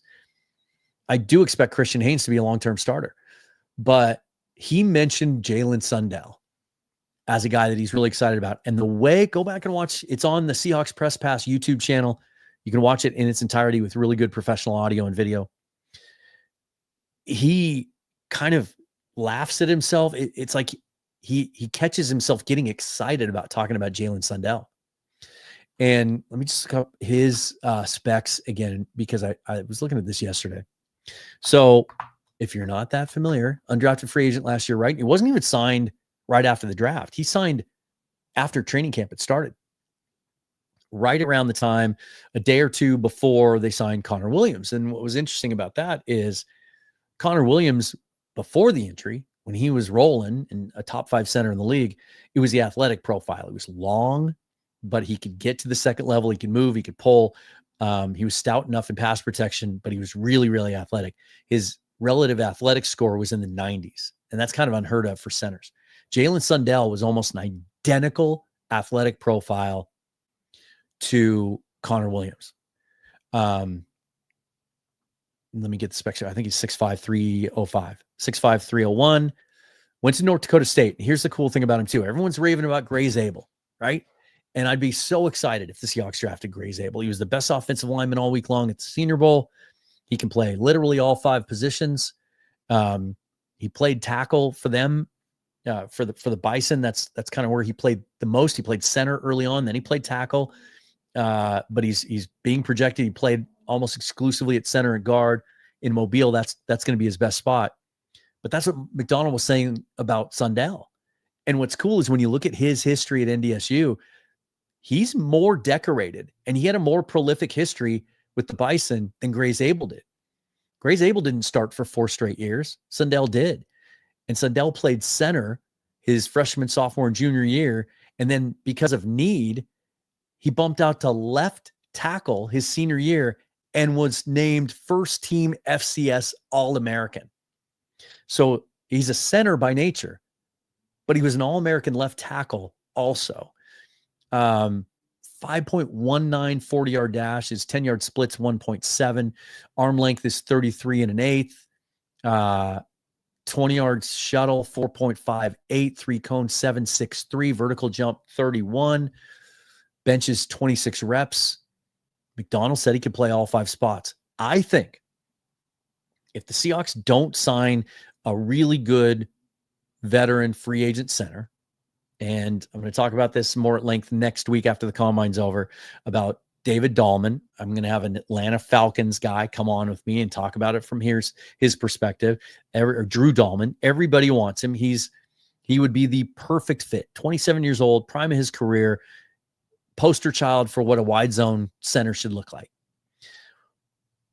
But every single content creator in the league that runs wide zone is saying, you know what this team needs? They need Drew Dahlman. And I think we're going to go get him this offseason. His market's going to be crazy. If the Seahawks don't end up signing a center and they end up signing a veteran guard instead, because they are going to add a significant starting caliber interior offensive lineman in free agency. I think they're going to, I've been saying this for months. I believe it. They're going to sign someone you're all happy with. But if they can't get the center and they sign a guard instead, I think Jalen Sundell beats out Oluwatimi, and he's maybe your long-term starting center. That's how high I am on him and how good of a fit I think he is for the scheme. And so that was really cool to hear McDonald say that. Jeffrey Thistle, thank you for the donation. When do you expect us to make free agency moves? When free agency starts. So the legal tampering, the legal tampering period. Legal tampering is happening right now. Illegal tampering in Indianapolis. And they're talking about it more openly than ever. John Schneider said, we can't wait to get down to the combine where we can talk to agents and we can get a feel for, we'll know what guys cost after that. That's tampering. That starts on the 10th, and then you can officially sign players on the 12th, although 10th and 11th, things will leak out. I will say this. The Seahawks, made news on day one last year, but it was their own guys re-signing Leonard Williams and Noah Fant. The year before, they signed Draymond Jones, and it was late on day one. They tried to get Zach Allen first. That's the guy they wanted, and there are reports they actually tried to get both of them. Allen actually, coincidentally, went to the Broncos, and then Draymond Jones signed with us. Day one big-time moves aren't their MO. They haven't done it very much. But I kind of think Schneider's been trying to tell you that this year might be a little bit different. And it's going to be so competitive because there aren't that many on the market to get one of these offensive linemen. I think something might come out on the 10th. I really do. And if it does, then I think they can pull back on the reins a little bit and just kind of value shop and try and get good fits in free agency and then look ahead to the draft. So I do think they're going to be a little bit more aggressive this year. And what do I base that on? Especially when it comes to the offensive line. I base it on they have to. If we go another year where the offensive line is the thing holding us back from making the playoffs and being a contender, taking that next step, John Schneider's on the hot seat. I think he knows that. But also because John wants his head coach to succeed, loves Mike Macdonald, thinks he hired a great one. And Mike Macdonald is insistent that this roster is built so that he can play the way he wants his team to play on both sides of the ball. He's in there every day telling John Schneider, we need badasses up front on offense. And I think Schneider's going to go get him a couple of those. Vince says Sundell might make a huge impact this year. I'd love to see it. Yeah. Like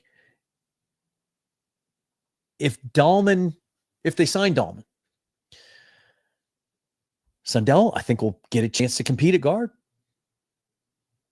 Maybe Sundell and Christian Haynes are your two starting guards. I haven't seen enough from him to know if his functional strength is good enough to be a guard. I don't know if that's his game. So maybe at that point, if Dahlman's in the pivot, maybe he just becomes that super sub. And there's a lot of value in that. But if they take a swing at Dahlman and don't get him, I think if it comes down to Olu or Sundell, I think Sundell wins that job. I really do. Zach doesn't want Booker. Is it because you don't think he's a fit for the wide zone scheme? Because he is a beast and a leader. Yeah, stream connection's choppy. I knew. Here's what I've found. It looks good now. I know when I started that it was a little questionable. You really want to clock minimum 3 megabits per second on the upload and able to stream in order to stream well. And when I started the stream, it was like 3.5. As we get closer to this time in the evening, it's 9:30 here. This is when I've been doing my streams. The week that I've been here, the numbers skyrocket. They really jump up. Like right now, I'm just testing it again.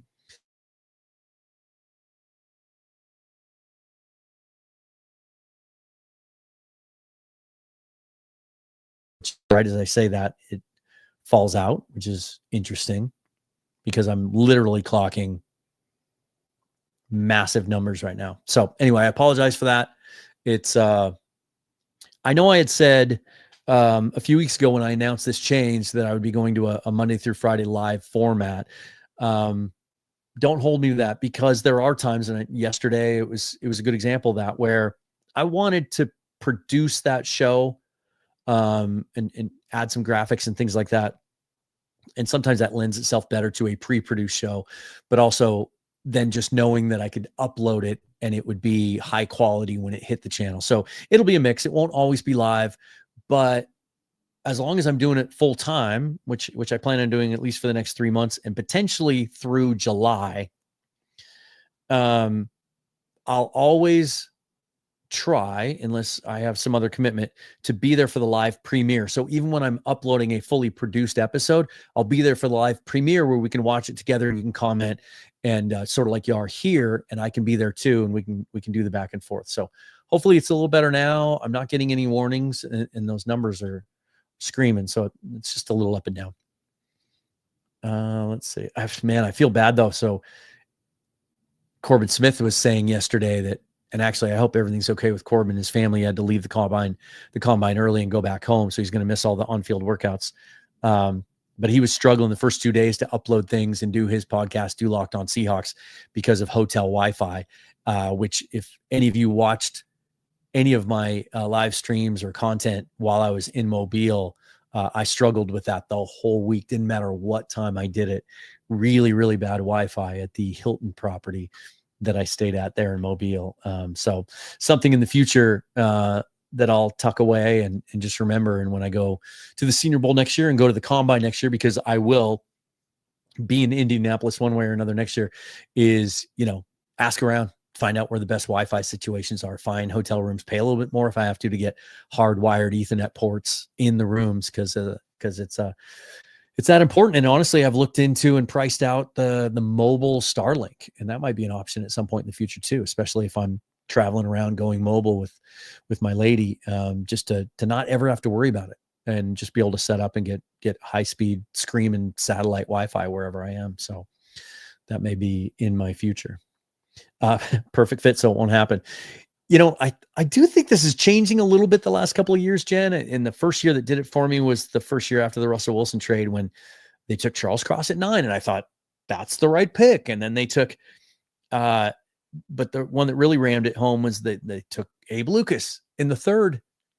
And I thought, and they took Ken Walker in the 2nd, right? And I thought, oh my gosh, that's one of the best running backs in the draft. They took Abe Lucas. It fits a need and a guy that I thought was being slept on. And I thought things are changing now a little bit. And it's been a little bit more predictable in a sense, or maybe not predictable, but less shocking the last couple of years, because you can see the tendencies, you can see the trends. They prefer players that play at big programs in big conferences, that play in a lot of big games, and that play a lot of games, that have a lot of starts. They like those guys that are, 3-year starters and have played 30, 40 games worth of snaps. That does, and then we know the personality and the profile that they look for in the person.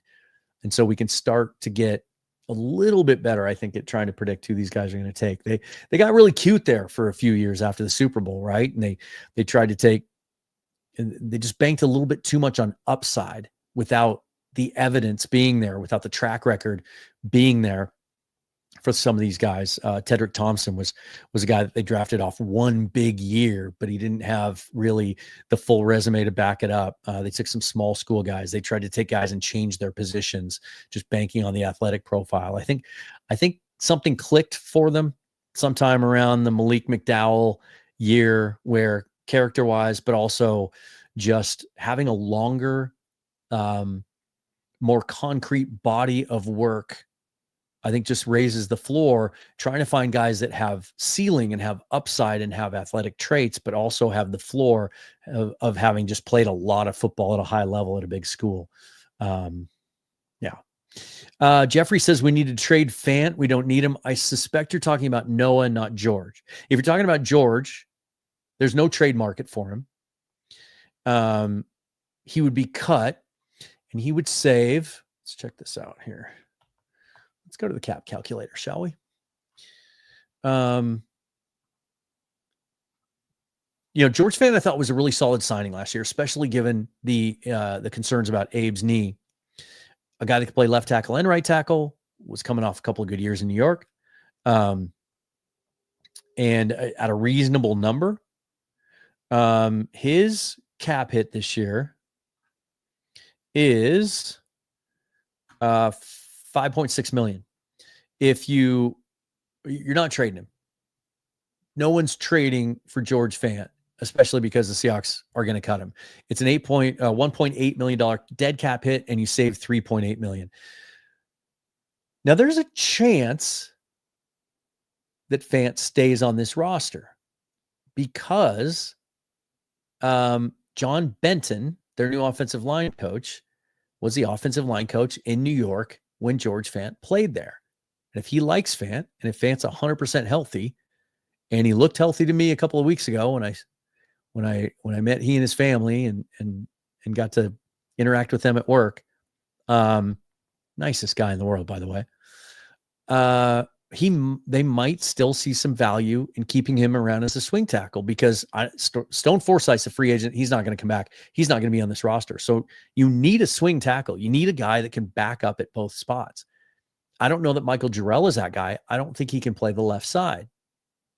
I don't think his lateral quickness is good enough to play the left side. Maybe it is. Or maybe they see Sundell as a guy that can kick out and back up. Most likely, Fant's not going to be on the roster, George Fant, but that would just be a cut, not a trade. Now, Noah Fant, if that's who you're talking about, that cap hit's bigger. It's $13.4 million. $4.5 million dead cap hit, but $8.9 million if you cut him. If that's who you're referring to and saying we don't need him, well, we need tight ends because Clint Kubiak plays as much 12 and 13 personnel as any play caller in the league. And right now, if you get rid of George or Noah Fant, it's AJ Barner and that's it. And then it's Brady Russell, who's an exclusive rights free agent. Couldn't stay healthy last year. We don't really know what he can give you. Tyler Mabry, who's perennially on the practice squad. So I think there's a really good chance Kubiak wants Noah Fant to be part of this thing and looks at Mike McDonald and John Schneider and says, I want this dude. But not at that cap hit. but it's the end of a 2-year deal. And if this is the guy you want sticking around and he's still only 28 years old, then you can redo that deal, tack another year or two on. Joey Lane is much more apt to add void years and has convinced John Schneider to do that in a couple of cases recently. That's something that Schneider has been resistant to, or maybe it was Matt Thomas that he just didn't like doing that. So I think there's a good chance Noah Fant is still on this roster on a redone deal, and probably wants to be because he wants to play in a Kubiak system. Let's see. I'd rather go O-line round 1 or 2 than overpay some okay guard. I get that. I get it. I'm not saying they're gonna pay an okay guard. I think they're gonna sign a good interior offensive or veteran free agent interior offensive lineman. Yeah, that's my prediction. Okay. Vince says it looks great now. Yeah, it's a little right after someone said it, it dipped out, but it might have been my own fault because it dipped out while I was running the speed check, and that might have sucked up the resources a little bit. Note to self, a little bit of a lesson for me. Here's Zach expanding on Booker just doesn't seem like a fit. He's great, but needs to go somewhere he can be used how he should be. Yeah, I don't think he's an ideal fit in that scheme, but like I said earlier, he might just be so good at what he does that they look up at their board, especially with the intangibles and the leadership qualities, and go, okay, yeah, we don't have to worry about left guard for the next 10 years. We'll figure out the zone stuff. Or maybe he'll show us this week that he can move well enough and do that. If he does, would that change your opinion? If he gets out there in the wave drill, right, and he's out there pulling, and I don't think they were asking him to do that at Alabama, so we didn't get to see reps of that on tape. Am I going to the draft? No. Would love to. Never been to Green Bay. One of these days, going to go see a game there. Won't be the draft. And honestly, like, as far as prioritizing events that I would try to go to, the draft would probably be last on my list. It's such a circus. Like, I really like the Senior Bowl. It's pretty laid back. They give you lots of access. And then I've heard the same thing at the Combine. I can see other guys doing it, like the interaction with all the other media members and content creators, a lot of networking, a lot of chance for connections, but just opportunities to talk to the players and see the workouts up close. The draft just looks kind of scary. Let's see. All right, we got some fun stuff going. Let's see. Jen says, Laken Tomlinson's depth, not a starter, right? Please say no. It was a 1-year deal. I don't think he'll be back, even though he played for John Benton too in New York. But no. Zach says Noah Fant staying. It has to be on a new deal, though. Can't take a $13.5 million cap hit on this roster right now with him. Oh, yeah. Jen, I like Kobe Bryant out of Kansas State. And rave reviews from his performance down at the Shrine game and the practices down there. Feisty, long corner, really, really excels in man-to-man coverage, but he's 175 pounds, really lean. I don't know that that's the kind of corner that Mike McDonald wants. You got to be able to come up and play the run. But that would be funny. And there's another guy too. Oh, I was thinking about this the other day. What if they signed Byron Murphy, the corner out of Minnesota, the former UW Husky, as a slot corner to free up Devin Witherspoon to play the outside, and you had 2 Byron Murphys, and they draft Kobe Bryant. You had 2 Kobe Bryants. That would be, I wouldn't envy Steve Rabel in that situation, right? Are you talking about Demetrius Knight Jr., Zach? Knight Jr. too, screw it. I like Demetrius Knight. I don't know that he's a fit if you bring Ernest Jones back, whereas some of these other inside linebackers can be because they can play a little bit more off the edge. I mean, Knight's gotten to the quarterback some. He's a bigger dude. I don't know that he has that kind of juice, but another guy that I'm anxious to see the testing, certainly. All right. I might have to end on this. Dogzilla Monster says the problem with our interior offensive line is they get pancaked so often. They should be called the IHOP gang. No coaching can turn monkeys into gorillas. You had to go and say IHOP. I am starving. I had a protein bar at like 9 a.m. before the gym. Haven't eaten a thing since. I've had a third of this beer, but I've been talking too much. So, little Voodoo Ranger from New Belgium here. I need a sip now. Now my mouth's dry. I'm starving. So as soon as I get done here, I'm going to finish doing some laundry and eat, try to get some sleep, damn it. Yeah, guys, this was fun. I'll do these more often where we just kind of shoot the shit, and sort of talk about some news and notes and other things around the league. Some things I have coming up. Again, I've got some really cool content creators that are going to be joining me over the next few days to help me break down what we're seeing at the combine. And then Monday, Michael Thompson of 12th Man Rising. You've seen him on the show before. He does a lot of work on the draft. Like he educates me sometimes, and he brings my line of vision to prospects that I've wasn't familiar with before.